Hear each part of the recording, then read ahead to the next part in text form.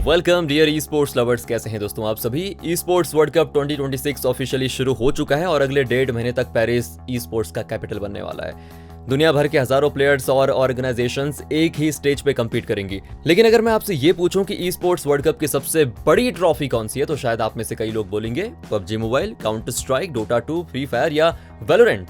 लेकिन सच ये नहीं है। ई स्पोर्ट्स वर्ल्ड कप की सबसे बड़ी प्रेस्टिजियस ट्रॉफी होती है क्लब चैंपियनशिप, और इसी ट्रॉफी के लिए दुनिया की सबसे बड़ी ऑर्गेनाइजेशंस अपनी पूरी ताकत लगा देती हैं। तो इस साल देखा जाए हमारे इंडिया से भी गॉडलाइक ई स्पोर्ट्स और एसएटीएल इस रेस का हिस्सा है। तो आज की इस वीडियो में हम डिटेल में समझेंगे कि क्लब चैंपियनशिप होती क्या है, पॉइंट्स कैसे मिलते हैं, रूल्स क्या हैं और क्या इंडिया की कोई ऑर्गेनाइजेशन इसे जीत सकती है। आइए, स्वागत आपका। सबसे पहले बेसिक कॉन्सेप्ट को समझिए। ई स्पोर्ट्स वर्ल्ड कप में टोटल 24 गेम्स और 25 अलग टूर्नामेंट्स खेले जा रहे हैं। मतलब पबजी मोबाइल का अलग चैंपियन होगा, फ्री फायर का अलग होगा, चेस का अलग होगा, काउंटर स्ट्राइक का अलग होगा, ऑनर ऑफ किंग्स का अलग, इस तरीके से सभी का अलग। लेकिन इन सब के ऊपर एक और कंपटीशन चलता है जिसका नाम है क्लब चैंपियनशिप। इसमें किसी एक गेम की परफॉर्मेंस नहीं देखी जाती बल्कि पूरी ऑर्गेनाइजेशन की परफॉर्मेंस देखी जाती है। देखो, अगर कोई ऑर्गेनाइजेशन मल्टीपल गेम्स में क्वालिफाई करती है और हर जगह अच्छा परफॉर्म करती है तो उसके क्लब चैंपियनशिप पॉइंट्स बढ़ते रहते हैं। टूर्नामेंट के एंड में जिस ऑर्गेनाइजेशन के पास सबसे अच्छी ओवरऑल परफॉर्मेंस होती है वही e sports world cup club championship बनती है दोस्तों। अब आपने क्लब प्रोग्राम का नाम भी जरूर सुना होगा, यह भी समझना जरूरी है। आइए थोड़ा इसको पहले क्लियर कर लेते हैं। E sports world cup foundation ने क्लब प्रोग्राम इसीलिए शुरू किया ताकि ऑर्गेनाइजेशंस लॉन्ग टर्म प्लानिंग कर सके। जो ऑर्गेनाइजेशंस इस प्रोग्राम का हिस्सा होती हैं उन्हें ऑपरेशनल सपोर्ट, फाइनेंशियल असिस्टेंस और मल्टीपल टाइटल्स में टीम्स बनाने के लिए फंडिंग मिलती है। लेकिन यहाँ पर एक बात ध्यान रखिए, क्लब प्रोग्राम का मेंबर होना और ई स्पोर्ट्स वर्ल्ड कप में क्वालिफाई होना दोनों अलग चीज है। क्लब पार्टनर बनने के लिए भी हर ऑर्गेनाइजेशन को हर गेम के लिए अलग क्वालिफिकेशन करनी पड़ती है। इसी वजह से गॉडलाइक और एसएटीएल को PUBG mobile, free fire, chess, Honor of Kings और बाकी टाइटल्स के लिए अलग अलग क्वालिफायर्स और रीजनल टूर्नामेंट्स खेलने पड़े। क्लियर? वेल, अब आते हैं सबसे इंपॉर्टेंट पार्ट पर, यानी club championship point system. Screen पर जो आप ये 3 अलग टेबल्स देख रहे हैं ना दोस्तों, इसी से पूरा सिस्टम समझ आएगा आपको। तो ये सबसे पहले लेफ्ट साइड वाली टेबल को देखते हैं। ये उन गेम्स के लिए जहां 5th से 8th प्लेसमेंट को सेम माना जाता है, जैसे Dota 2, Rainbow Six Siege, Overwatch 2, League of Legends, MLBB और कई दूसरे टाइटल्स। तो इन गेम्स में अगर आप चैंपियन बनते हो तो 1000 पॉइंट्स मिलते हैं, और जो सेकंड आता है उसको 750, थर्ड को 500, फोर्थ को 300, 5th से लेकर 8th तक सभी को 200 पॉइंट्स मिलते हैं। क्लियर? मतलब अगर आप 5th आए या 8th आए, पॉइंट सेम रहेंगे। अब बीच वाली टेबल देखते हैं, और ये हमारे इंडियन फैंस के लिए सबसे इंपॉर्टेंट है दोस्तों। इसी कैटेगरी में PUBG mobile, free fire, apex legend और कॉल ऑफ ड्यूटी वॉरज़ोन जैसे टाइटल्स आते हैं। तो यहाँ पर क्या है कि हर पोजीशन की अलग वैल्यू है, बहुत ही अलग।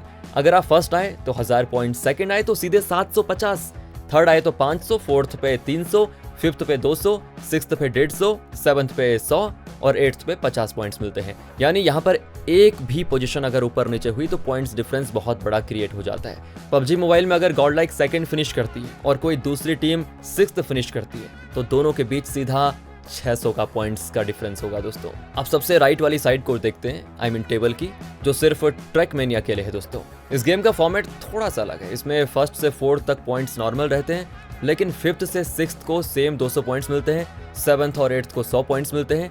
इसी वजह से ट्रैक मेनिया के लिए ई स्पोर्ट्स वर्ल्ड कप ने अलग पॉइंट्स टेबल बनाई हुई है। लेकिन यहाँ पे सिर्फ पॉइंट्स कमाना ही काफी नहीं है दोस्तों। क्लब चैंपियनशिप बनने के लिए, आई मीन उसको जीतने के लिए, 2 बहुत ही इंपॉर्टेंट रूल्स हैं।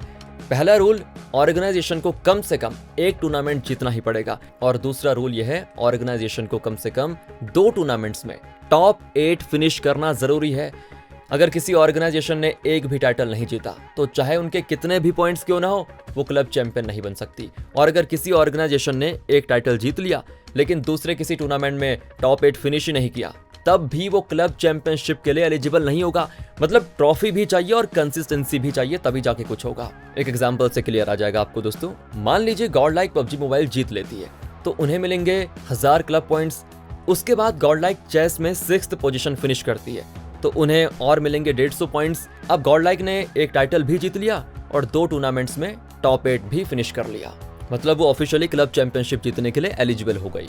अब मान लीजिए दोस्तों एसएटीएल ने फ्री फायर में 2nd place, honour of Kings में 3rd प्लेस फिनिश किया, तो उनके पास हो जाएंगे 750 और 500, टोटल हो गए अपने 1250 पॉइंट्स। लेकिन अगर उन्होंने एक भी टूर्नामेंट नहीं जीता तो इतने पॉइंट्स होने के बाद भी कोई फायदा नहीं होने वाला, कोई भी क्लब चैंपियन नहीं बन सकते वो। इसीलिए ई स्पोर्ट्स वर्ल्ड कप में ट्रॉफी जीतना, कोई एक चैंपियनशिप जीतना बहुत ही जरूरी है। एक और इंपॉर्टेंट रूल है दोस्तों जो काफी लोग नहीं जानते, अगर किसी ऑर्गेनाइजेशन की एक ही गेम्स में 2 टीम्स क्वालिफाई करती हैं तब भी उस ऑर्गेनाइजेशन की सिर्फ बेस्ट परफॉर्मिंग टीम के पॉइंट्स ही काउंट होंगे। मतलब ऐसा नहीं है कि 2 टीम्स हैं तो दोनों के पॉइंट्स काउंट होंगे, नहीं, ऐसा नहीं होगा। अब यहाँ पर एक और कंडीशन आती है, मान लीजिए टूर्नामेंट के एंड में 2 ऑर्गेनाइजेशन के पॉइंट्स जो हैं बिल्कुल सेम हो गए, तो विनर कैसे डिसाइड होगा? सबसे पहले देखा जाएगा किस ऑर्गेनाइजेशन ने ज्यादा टूर्नामेंट्स जीते हैं। अगर वो भी सेम हुआ तो सेकंड प्लेस फिनिशर्स कंपेयर होगा, फिर थर्ड प्लेस फिनिशर्स देखी जाएगी और इसी तरह आगे बढ़ता जाएगा। अगर फिर भी टाई ब्रेक ना हो पाया तो डायरेक्ट मैचेस और एडमिनिस्ट्रेशन के रूल्स अप्लाई होंगे। लेकिन अगर टाई फर्स्ट प्लेस के लिए नहीं है और सिर्फ लोअर पोजीशन के लिए है तो दोनों organisations prize money equally share करेंगे, है ना बढ़िया। अब प्राइज मनी की बात कर लेते हैं तो क्लब चैंपियनशिप का टोटल प्राइस पूल है 30 मिलियन $, यानी कि लगभग 255 करोड़ दोस्तों। और सिर्फ क्लब चैंपियन को मिलेंगे $7 मिलियन, यानी कि लगभग अपना 60 करोड़। रनर अप को $5 मिलियन, थर्ड को $4 मिलियन, फोर्थ को $3 मिलियन, फिफ्थ को $2 मिलियन और इसी तरह टॉप 24 ऑर्गेनाइजेशन तक प्राइज मनी डिस्ट्रीब्यूट होगा। मतलब सिर्फ प्रेस्टीज ही नहीं, फाइनेंशियल टर्म्स में भी दोस्तों ये ई स्पोर्ट्स की सबसे बड़ी अचीवमेंट्स में से एक है। अब बात करते हैं जरा इंडिया की। तो इस साल हमारे पास 2 ऑर्ग हैं जो क्लब चैंपियनशिप में कम्पीट कर रही हैं, Godlike e sports and SATUL। तो सबसे पहले गॉडलाइक की बात करें तो पहले ही साल क्लब पार्टनर बनने के बाद उन्होंने कमाल कर दिया है दोस्तों। गॉडलाइक अभी तक 8 कंफर्म टाइटल्स में क्वालिफाई कर चुकी है। इनमें शामिल है PUBG Mobile, chess, Teamfight Tactics, Street Fighter, Fatal Fury, Call of Duty Warzone, Trackmania और टेकन8। इसके अलावा EA स्पोर्ट्स FC में क्वालिफिकेशन की रेस भी चल रही है। दूसरी तरफ SATUL भी पीछे नहीं है, उन्होंने अभी तक 6 कंफर्म टाइटल्स में क्वालिफिकेशन हासिल की है। इनमें एपेक्स लेजेंड्स हो गया, Free Fire, Honor of Kings, chess, Fortnite, Trackmania शामिल है। साथ ही EA स्पोर्ट्स FC और टेकन8 में क्वालिफिकेशन के चांसेस अभी भी बने हुए हैं, यानी कि जितने ज्यादा टाइटल्स में क्वालिफिकेशन होगी उतना ही ज्यादा अपॉर्चुनिटीज होंगी क्लब चैंपियनशिप पॉइंट्स अर्न करने की। अब सबसे बड़ा सवाल दोस्तों, क्या गॉडलाइक या SATUL क्लब चैंपियनशिप जीत सकती है? सच कहें तो मुमकिन तो है लेकिन बहुत ही मुश्किल भी है, क्योंकि team falcons, team liquid, team Vitality, Gen Z, T1 और दूसरी टॉप ऑर्गेनाइजेशन 15 से लेकर 20 अलग अलग गेम्स में कम्पीट कर रही है। अब उनके पास गेम ज्यादा हैं तो अपॉर्चुनिटीज भी ज्यादा होंगी और साथ में वर्ल्ड क्लास रोस्टर्स भी हैं। कंपैरिजन में गॉडलाइक और SATUL अभी 6 से 8 टाइटल्स के आसपास कम्पीट कर रही है। दिक्कत तो है, मुश्किल तो है मतलब, लेकिन इसका मतलब ये भी नहीं है कि इंडिया कुछ बड़ा नहीं कर सकता। अगर गॉडलाइक PUBG मोबाइल में टाइटल जीत जाती है और फाइटिंग गेम्स या चेस में भी अच्छे पॉइंट्स लेकर आती है और SATUL free fire, apex legends या ऑनर ऑफ किंग्स में स्ट्रॉन्ग फिनिश करती है तो दोनों ऑर्गेनाइजेशंस क्लब चैंपियनशिप स्टैंडिंग्स में काफी ऊपर फिनिश कर सकती है। ट्रॉफी मुश्किल जरूर है लेकिन इम्पॉसिबल तो है नहीं ना। अब देखना होगा कि गॉडलाइक और SATUL पेरिस में कितना बड़ा इतिहास लिख पाते हैं। वेल, आपके हिसाब से क्लब चैंपियनशिप में बेटर फिनिश कौन सी इंडियन ऑफ करेगी, गॉडलाइक या फिर SATUL? कमेंट्स में अपनी राय जरूर दीजिएगा और अगर वीडियो पसंद आई हो तो लाइक करें, चैनल को सब्सक्राइब कर दीजिए। मिलते हैं आपसे अगली वीडियो में, ध्यान रखेगा अपना and finally thanks for watching.